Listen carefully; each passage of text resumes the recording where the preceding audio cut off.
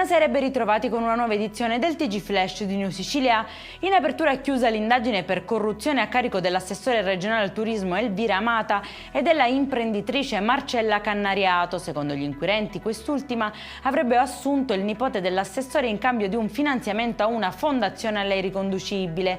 Ora si attende la richiesta di rinvio a giudizio e nel frattempo si è dimesso Giuseppe Martino, segretario particolare di Amata. Citati a giudizio l'ex vescovo di Trapani e la diocesi per un presunto danno erariale da oltre 400.000 euro. Secondo quanto emerso, l'ex prelato avrebbe utilizzato impropriamente i fondi dell'8 per 1000, dirottando le somme da finalità istituzionali a scopi personali. Aggredito e rapinato un turista inglese a Palermo. Il vicepresidente vicario del Consiglio Comunale Giuseppe Mancuso parla di una ferita profonda per tutta la comunità e chiede interventi urgenti. Si moltiplicano intanto gli appelli per rafforzare i controlli a tutela di cittadini e visitatori.